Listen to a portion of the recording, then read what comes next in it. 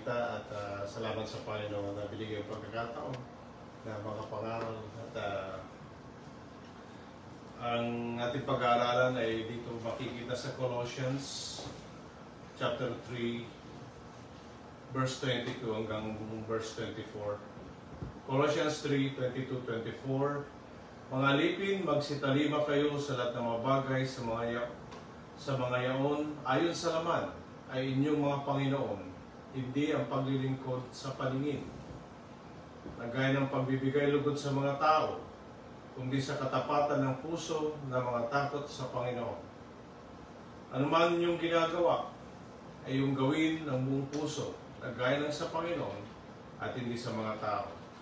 Yamang inyong nalalaman na sa Panginoon ay tatanggapin ninyo ang ganting mana sapagkat naglilingkod kayo sa Panginoong Kristo. Ako sa daling manalangin, ang banal na Panginoon sa lahat, pinupuri ka namin, pinapasalamatan ng Diyos sa iyong kadakilan sa iyong buhay, sa iyong kagandaan loob, sa iyong kahabagan. Salamat sa oras na ito, Panginoon. Kami pinag-isa mo sa isang layunin na kami makapanalangin at may bigay lahat, Panginoon, ang aming pangailangan at higit sa lahat, maging sa aming pangailangan spiritual, kami mag-aaral ng banal na salita. Dalangin namin namang Diyos ang patnubay ng Espiritu Santo, na ikaw ang siyang manguna at magbukas ng aming puso at isipan, Panginoon, sa iyong mga banal na salita. Tulungan mo yung alipin na gagamitin, bigyan mo ng karunungan na gagaling sa iyong Diyos. O mangusap, o Panginoon magsalita, bigyan ng karunungan na muli mabusog ang aming mga kaluluwa. Sa pangalan pa Jesus, sa madala. Basahin natin muli sa Ingles. Servants, obey in all things your masters according to the flesh, not with eye service, as men pleasers, but in singleness of heart, fearing God. At whatsoever you do it heartily as to the Lord and not unto men, knowing that of the Lord you shall receive the reward of inheritance, for you serve the Lord Christ. Ang pabagat po ng pag-aaralan natin, mga kapatid, yung attitude of the heart in service and obedience. Ngayon, makita natin yung pag tinawag na attitude sa Tagalog, yung saloobin ng puso o kaya yung kalalagayan ng puso pagpatungkol sa paglilingkod at sa pagsunod. At alam niyo ba na ang isa sa dakilang layunin ng paglikha ng Diyos sa tao ay siya ay maglilingkod sa Panginoon. Siya ay sasamba sa Panginoon, siya maglilingkod at susunod sa kanyang kalooban. Ngunit, mga kapatid, ito po ay nasira yung dakilang plano ng Panginoon na nagkasala ang tao. At salamat sa Panginoong Hesus, na dumating siya upang iligtas ang tao sa kasalanan, upang tayo muli ay magkaroon ng pagkakataon na tayo makapaglingkod sa Diyos. Ang taong nasa kasalanan, sabi nga, hindi siya makapaglingkod ng tunay sa Panginoon. Dahil sa kasalanan, sin disqualifies man to work for God. Sapagkat yung kasalanan ay sa diablo. Habang ang tao ay nasa kasalanan o gumagawa ng kasalanan, ginagawa niya yung kalooban ng diablo. Kaya salamat sa Panginoon na binigyan tayo ng kakayanan o qualification na makapaglingkod sa Panginoon. Kaya palagi natin naririnig na we are not only saved, but we are saved to serve. Mga kapatid, purihin ng Diyos na ito'y binigay niya sa atin sapagkat may mga iba't ibang motivations ang Kristiyano kung paano siya maglingkod sa Panginoon. Actually, lahat ng mga religion o lahat ng mga church, ito rin ang motivation nila na sila maglingkod sa Panginoon.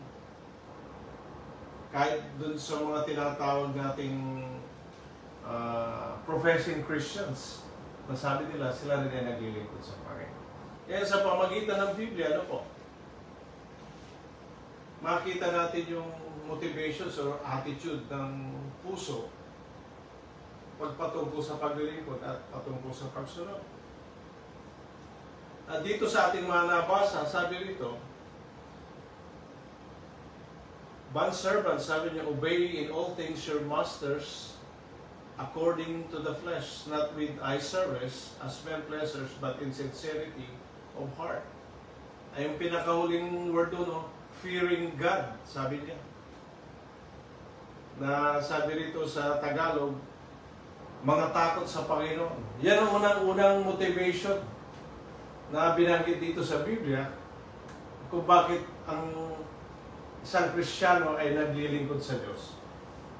Ngayon, kailangan ipaliwanag natin yun, yung pagkatakot sa Panginoon, yung fear in the heart. Dapat lang tayo matakot sa Panginoon. Hindi ito masama. It's a realization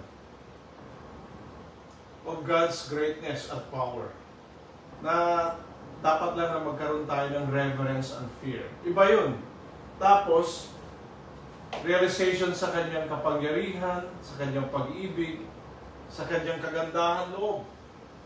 At syempre, realization that God is holy.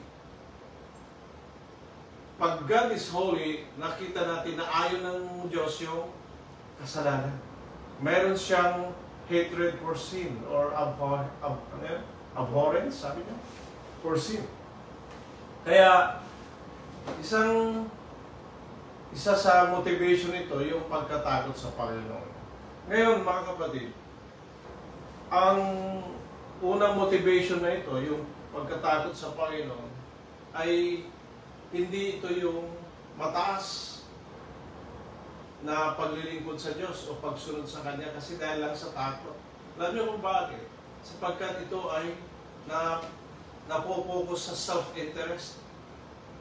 Kaya ka naglilingkod dahil natatakot sa Panginoon. Baka parusahan ka o baka ikaw ay natatakot, baka dali ka niya sa impyerno kung hindi ka maglilingkod sa Panginoon. Merong self-preservation na nandun sa attitude mo. Kailangan mo maglingkod sa Panginoon dahil ikaw ay Kristiyano na. Mga kapatid, yung ganung paglilingkod ay mababa. Merong halong self-interest o selfishness. Ngayon, bakit natin nasabi yun? Sapagkat napapababa yung paglilingkod. It degrades God and man or the Christian. Kasi meron kang takot na ito ngayon ay nagtotorment o sa iyong kaluluwa na kung hindi ako maglilingkod sa Panginoon, itong mangyayari. So, nandun ang takot. Kaya, nadarama ba natin ng kaligayahan ba nun sa ganung klase paglilingkod? Hindi, di ba? Parang yung paglilingkod sa tao. Kailangan mo magtrabaho, kundi tatanggalin ka eh. Amen? Kaya dito sa verse 22, sabi niya, kung babasahin natin ito sa English muli, sabi rito, not with eye service as men pleasers, sabi niya, but in sincerity of heart, fearing God. So, kailangan na kailangan magtrabaho sa iyong mga boss, pakita mo nagtatrabaho ka, lalo na pag nakaharap siya, dahil para makita niya na ikaw ay tunay nagtatrabaho. Otherwise, pwede ka niya tanggal. Mga kapatid, sa Panginoon, hindi gano'n. Kaya, ang Diyos naman, nakikita tayo. Kahit saan tayo pumunta. Sabi ka ni Sir Judith, pumunta kayo sa abroad. May maglingkod kayo sa Panginoon. Kahit saan parte. Kasi iba, nag-abroad, nakalimutan ng Panginoon. Diba po? So, yun po ang, doon, na kailangan kapag yung itong tinatawag natin na paglilingkod na may fear, para kang nahihirapan. Hindi ka malaya. Ayaw ng Panginoon yun, mga kapatid. So, yun ang una. Pangalawa, dito sa verse 24, sabi rito, knowing that from the Lord you will receive the reward of inheritance for you serve the Lord Christ. Ito yung pinaka-general na yung attitude of a heart of service and obedience to God, yung hope of reward, yung pag-asa na magkakaroon ka ng reward. Ibig mo pumunta sa langit. Amen? There's a reward in serving God. Totoo po yun. Hindi masama na umasa ka dun sa reward. Hindi masama yun. Kailangan, kasi minsan nakatingin tayo dun. Sa ating paglilingkod, hindi bali tayo naghihirap, hindi bali tayo may mga kapagsubukan, o minsan napapagod tayo, meron tayong burden, mental responsibilities, nakatingin tayo dun sa reward. Mga kapatid, kung minsan ito nagbibigay ng kasayahan sa ating puso, yung hope ng reward. Amen? At in the midst of troubles and temptation, it gave us a strength to endure adversities, to endure sacrifices and burdens. Pero mga kapatid, kung titignan mo, naka-base pa rin ang self-interest siya. Diba? Kasi gusto siyang pumunta sa langit eh. Yung mga sabi ko ngayon, ibang religion, yun din gusto nila, pumunta sa langit. Yung ibang church, hindi naman church of God, yun din sa kanila, pupunta sa langit lahat. Kung minsan yung kahulugan nga ng kaligtasan eh, pagpunta sa langit eh. Hindi eh, mga kapatid. So, based pa rin sa self-interest. Kung minsan sa mga Kristiyano, ito yung chief motivation nila na sila makapunta sa langit, mga kapatid. At kung titingnan natin, mayroong isang bagay dyan. Paano kung ipahayag ng Diyos sa pamagitan kanyang banal na salita na aalisin na yung hope of reward? Aalisin na niya. Maglilingkod ka pa ba? Magiging maningas pa ba paglilingkod mo ba? Magiging masipag ka pa ba? Manguumbida ka pa ba ng kaluluwa? Kung inalis ng Panginoon yan, magpapatuloy pa ba tayo sa paglilingkod? Kasi naka-focus ka dun eh, sa reward of heaven. Mga kapatid, kumbaga sa kulang pa rin yun kung ito ang attitude ng ating mga puso. Ito rin na napapalog. At yung pangatlo mga kapatid, kung babalik tayo sa verse 22, sabi nito na bondservants, obey in all things your masters according to the flesh, not with eye service as men pleasures, but in sincerity of heart. Singleness of the heart. Ngayon, singleness of the heart and sincerity. Anong ibig sabihin mga kapatid? Bakit tayo nagiging tapat sa paglilingkod sa Diyos? Ano ang pinakadakila na nanggagaling sa Panginoon? Both in material and spiritual. Blessings. Amen? Kaya tayo naglilingkod sa Panginoon dahil sa blessings. Amen? Hindi masama. Dahil sa God is a God of blessings at siya masaya, nagagalak siya ibigay ang blessings sa atin. Not only the material blessings, but the highest spiritual blessings ang galing sa Panginoon. Ngayon, lahat ng pangailangan natin, pinagkakalob niya. Kaya tayo may punong panalangin. Pinagpipray natin pangailangan natin, pangailangan ng kapatiran, pangailangan ng bawat kongregasyon, lahat. Dahil kailangan natin yun. So, dahil sa blessings na yun, mayroong sense of gratitude. Kaya tayo naman pagpasalamat, kaya tayo naglilingkod na tinanggap ko yung mga blessings na ito, dapat lang natin maglilingkod sa Panginoon. Amen? Totoo po yun. Hindi po masama. Ano ba ang nakalagay doon? Still, mga kapatid, there's a self-interest. Alam niyo ba nung nag-usap ang Panginoon at sa Diablo, sino pinag-uusapan nila? Si Job, di ba? At anong sabi nung Job sa Panginoon? Kaya ka pinaglilingkuran niyan dahil pinagpapala mo ang kanyang mga kamay. At, di ba? Si Job. Tapos, alisin mo lahat siya. At tingnan mo, iiwanan ka niya, sabi niya. At tingnan mo, sinubukan si Job. At ano nangyari? Lumabas ang kanyang motivation na hindi pala yung blessings lang yun. It's a good example. Yan mo yun. Ngayon, sa mga Kristiyano na dahil lang sa blessings sila naglilingkod, still there's based on self-interest. It's a service directed to ourselves and not to God. Nakita niyo mga kapatid? Dahil sa blessing. At gusto natin palagi may blessings. Paano kung dumatang yung time na yun na yung mga blessings na pinapanalangin natin na didilim? Para bagang, sabi nga, natutulog ang Diyos. Para bagang hindi tayo pinapakinggan ng Diyos. Dahil gusto niyang Panginoon na makita hanggang kailan tayo maglilingkod sa kabila ng mga kahirapan na yun. Magpapatuloy pa ba tayo sa paglilingkod, mga kapatid?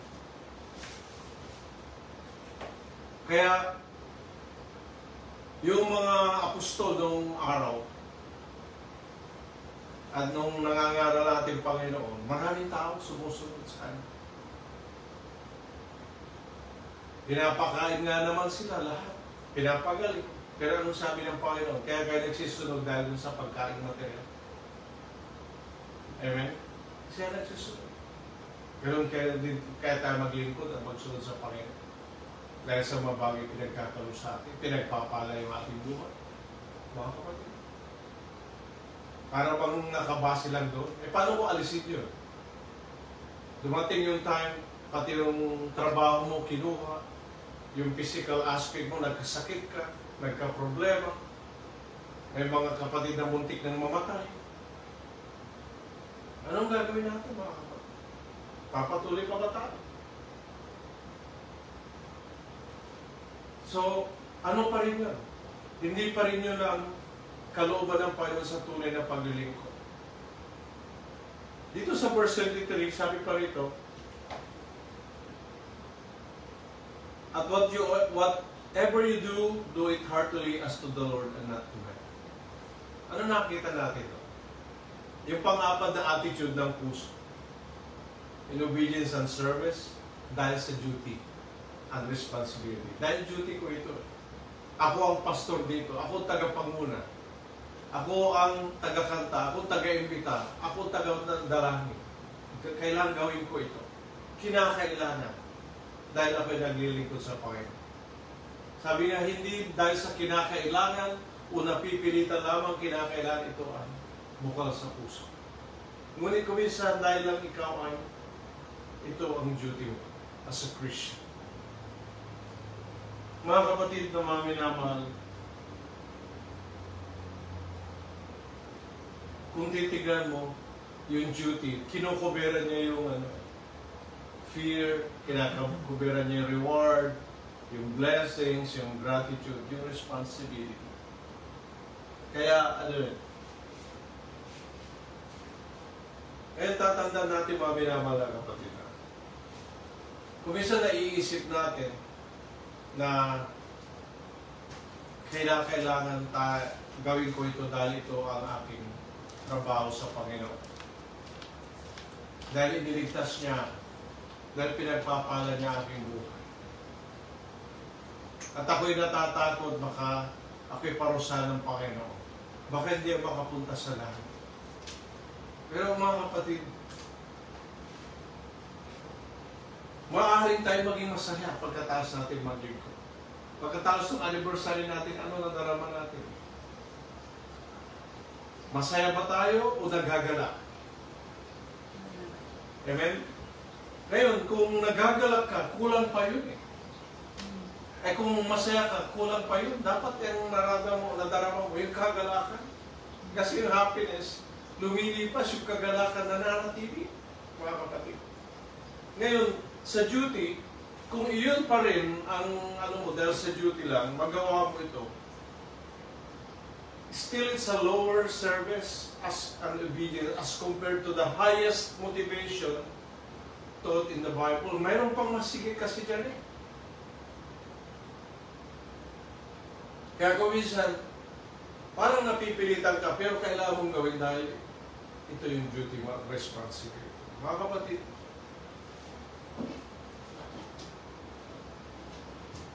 doon mo na madarama kung tunay bang ikaw ay masaya o ikaw ay tunay na nagagalak sa Panginoon.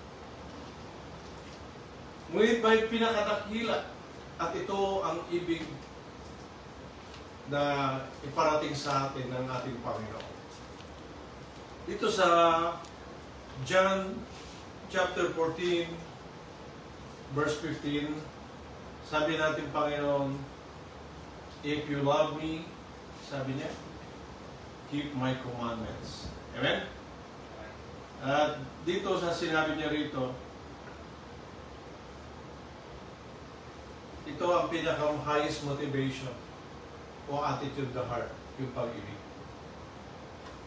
So, gagawin mo ang paglilingkod at pagsunod dahil mahal mo ang Panginoon. Ngayon, kung titignan mo sinabi ng Panginoon mismo, meron siyang if. If may kondisyon. If you love me, keep my commandments. Alam niyo kung bakit niya sinabing kondisyon? Dahil hindi mo kayang mahalin ang Diyos, ay hindi mo kayang sundin at paglingkuran ng Diyos kung sa'yo lamang na sa'yo galing na pag-ibig yun. Kaya anong sabi niya sa verse 16? And I will pray the Father and He will give you another helper that He may abide with you forever. Sabi. Anong tinutukoy doon? Holy Spirit. Kailangan mo yung Holy Spirit para masunod mo ang Panginoon at makapaglingkod kayong totoo na ayon sa pag-ibig. Sapagkat yung Espiritu Santo, yan ang binubuhos yung pag-ibig ng Diyos sa pamagitan ng Espiritu Santo na nasa puso natin. That love will be shed abroad in our hearts through the Holy Spirit. Kaya nga sabi niya rito sa verse 21, ano po?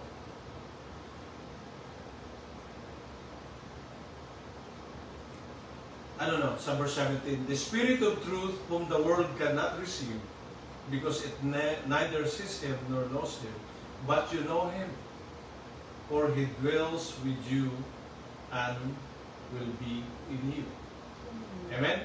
Tapos sabi rito, sa verse 21, He who has my commandments and keeps them, it is he who loves me. And he who loves me will be loved by my Father, and I will love him and manifest myself to him. Tapos sabi sa 23, if anyone loves me, he will keep my word, and my Father will love him. We will come to him and make our home with him. So nakita natin yung secret. Hindi yung secret o binigay natin pa na secret of success and service and full obedience, mga kapatid, yung pag-ibig pa rin na nagaling sa Diyos.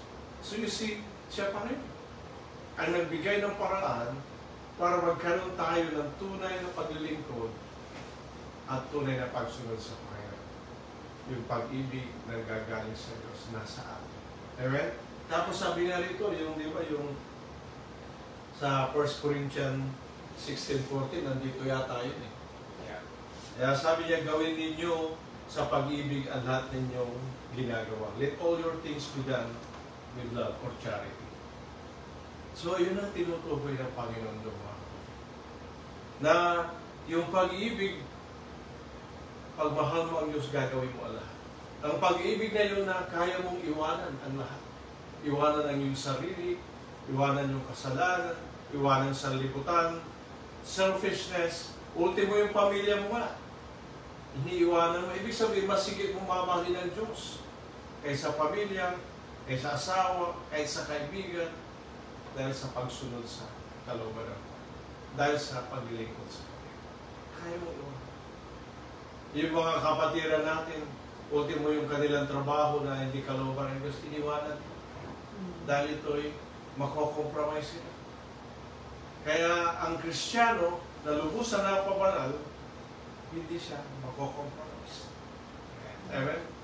Kaya nang inaaralan palagi na ating mga kapatid sa iglesia, sa lahat, sa Biblia, lahat, na kinakailangan lubos sa mga pabanal. Kaya yung pag-ibig na yung mga pabanal, upang ating paglilingkod ay mga pabanal. Yung pagsunod natin ay may kabanal. Sapagkat mamahalin mo ng Diyos ng buong puso, ng buong lakas, ng buong kaluluwa, ng buong pag-iisip. At mamahalin mo yung kapwa tulad sa sarili. Ibig sabihin, umaapaw yung pag-ibig nila sa iyong kapwa. Kami na mga kapatid sa Panginoon, ito yung greatest appeal from the Lord. Ito yung the greatest na sinasabi ng Panginoon. Kaya ng Panginoon galing sa kanyang banal na salita. This is the secret of success and service. Mga kapatid, it surpassed the reward. It surpassed the fear. It surpassed the duties and responsibilities and blessing. Sapagkat ang dadalhin mo hanggang sa langit, yung pag-ibig. Pag may pag-ibig, mayroong katapatan, mga kapatid. Pag may pag-ibig, mayroong sacrifice. Pag may pag-ibig, mayroong lakas. It's a strength. Sabi nga yung sa di ba naranasan natin ma-in love? May mga relasyon dyan. Mayroong asawa, may anak, may mga boyfriend, may girlfriend. Masaya ka pag in love ka, di ba? Pero anong sabi sa Biblia? Joy unspeakable. Not only joy unspeakable, but it's full of glory. Mga kapatid, yun ang highest motivation of the heart in service and in obedience of the will of God. It glorifies God. Mga kapatid, dahil mayroon tayong tao na nilalang niya. Kaya natin mahalin ang Diyos. Kaya natin maglingkod na ngayon. Kaya na natin na sumunod sa lahat ng kanyang kalooban. At ang pinakamaganda kaya nag-glorify ang Panginoon sapagkat the more we love God, the more we are humble. Dahil tayo nagpapakabalo. Anong sabi natin? Pagkatapos natin nagawa yung kalooban ng Diyos ang paglingkod. Unworthy servant of God. We're still unworthy. You know why? Because Panginoon pa rin lahat ang siyang gumagawa sa ating paglilingkod, sa ating pagsunod sa lahat. Sapagkat sa pamamagitan ng kanyang biyaya, nagagawa natin lahat tumawa.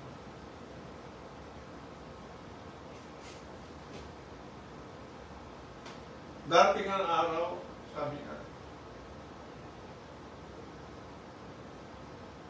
lahat tayo ay paharap sa judgment.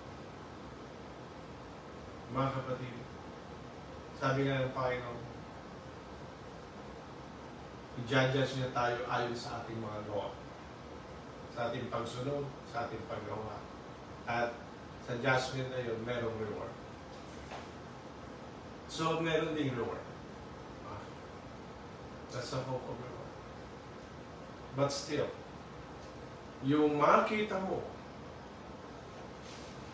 yung ating Panginoon, na mukha, nakita mo yung tunay na nagmahal sa iyo, na siya ang dahilan ng iyong paglilingkod, siya ang dahilan ng iyong katagumpayan, siya ang dahilan ng lahat ng ginawa mong pagsunod, sacrifices, ng time, effort, lahat. It's more than enough. At sasabihin niya sa iyo, come. Yan ang pinakamagandang marinig mo. Halika. Mine. Sabi niya, true and worthy servant. Mga kapatid, pinangindapat tayo ng Panginoon. Kaya nga, nandun na lang yung burden nung last anniversary. Nakikita natin yung mga kaluluwa na pinumbigan. Dahil anong hangarin natin sa kanila? May lapit sila sa Panginoon. Meron silang madinadala ng church, iba-iba religion, iba pa yung mga lifestyle nila. Pero anong hangarin natin? Mailapit sila. Hindi sa magparami tayo sa iglesia ng Diyos, kundi sila mailapit sa Panginoon. Dahil mahal natin kanilang kaluluwa. Not only them, pero sa lahat. At hindi tayo tugitigil, mga kapatid. Nanawa, higit natin maunawaan yung kaulugan ng tunay na paglilingkod at tunay na pagsunod sa Panginoon. Na iyon pala ay sa pamagitan ng kung ano yung nasa kalooban ng ating puso. Ito rin ang nagpapasya. Pero kung yung puso natin, kung paano ibinigay na natin sa Panginoon, binigyan tayong bagong puso. Yung puso yun na sabi niya, yung perfect heart casteth fear, sabi niya. Dapat maging ano yan, sakto dahil sa Panginoon. Mga kapatid, di ba, lalo tayo maging maganda. Lalo tayo maging mapagpatuloy. Lalo tayo maging matibay. Alam ba yung katangian ng church, Iglesia ng Panginoon? Bakit maging matibay? Sapagkat yan ay ang pundasyon niya, ang ating Panginoon, yung pag-ibig ng Panginoon. At ang kanyang mga anak, mga tunay na umiibig sa Diyos. Umiibig sa kanilang kapwa, mga kapatid. Mga kapatid, tayo ba nananalangin palagi? Kinakausap ba natin Panginoon? Tayo ba ay nag-aaral ng kanyang banal salita araw-araw? Mga kapatid,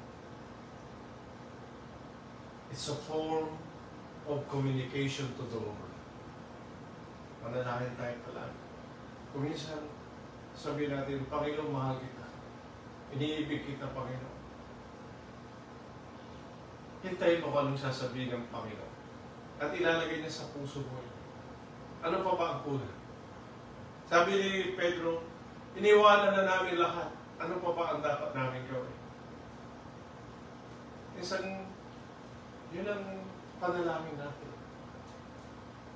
Panginoon, paano kung may papakita na hindi kita mas mahal? Na tunay na mahal kita.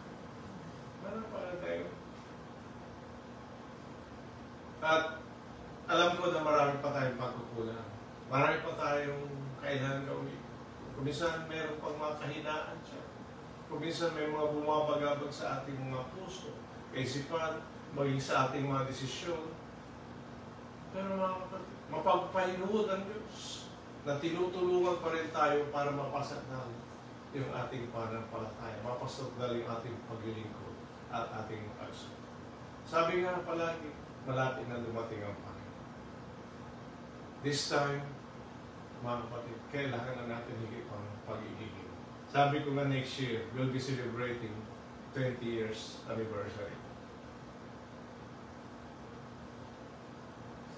Dinadalangin natin na it will be more glorious than the last one. Kaya dinadalangin natin lahat ng kongregasyon na nagseselebrate na it will be more glorious para sa Panginoon. At it will be more successful dahil ay matunay na naglilingkod at umiibig sa Diyos. Purihin ang Diyos sa kanyang mga bagang salita. Magdalanginan tayo. Tanaw, ma-achieve natin yung pinakamataas na motivation ng paglilingkod sa Diyos sa pamagitan kanyang sarili. Pinabalik ko na kay Brother Ron.